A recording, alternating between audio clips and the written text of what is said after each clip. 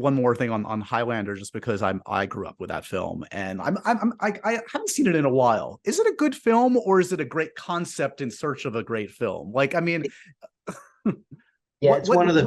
I'm going to go with one of the best worst films ever. Yeah, I mean, like, but you gotta like. I've read Wyden's original script, which was a very different movie, and then you get McKay's movie, which I mean, again, you got to reference things back. 80s action movies, whether it's old Predator or so, like they have a vibe to them.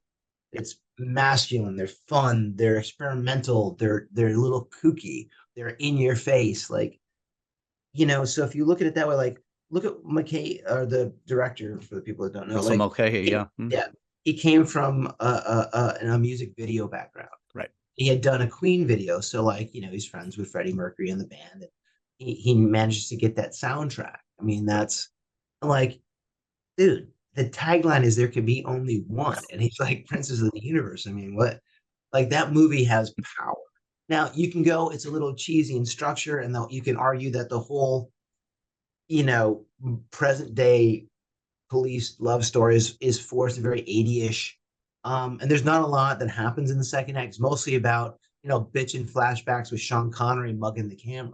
Right, right. With a curious Again, accent. Yeah. yeah, that's one of those happy things. Like you'd read the original script and go, wow, there's something really cool here. Right. Right. But then you'll see the boards and go, what the fuck are we making?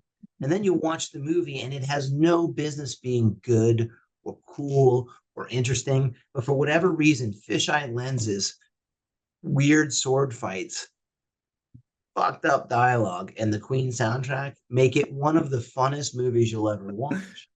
Like if you just get popcorn and a drink and you watch it, like there's something you can feel it. It's that Yeah. unwritten thing that makes 80s movies fucking awesome.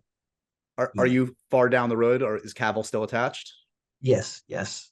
I think we have some very good elements of horror. Like the trick is when you have the tagline, there can only be one. You just can't kill everybody in the first.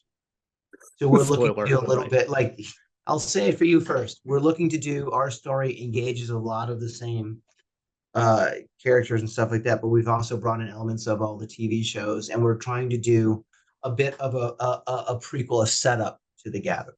So we have room to grow the property. Because honestly, like with John Wick, I never would have said, and to this day I would say, like I don't think it's really a franchise. We keep Right. taking one as a one-off, and if someone wanted to explore the world, that's great. If there was a John Wick 5, if we come up with a good idea, yeah, we'd make one. If there is interest in doing the TV show, yeah, we do that. Like I think the world is big enough to do that, but we didn't know that till fairly recently, till like 3.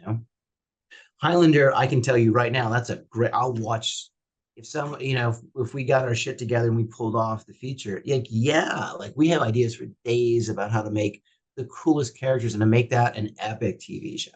Like I just think that's a rich, rich, rich mythology. When you can pick any period in time, any nationality, any culture, any type of person, and make them an immortal that have to duel and deal with the burden of immortality, that's fucking cool to me.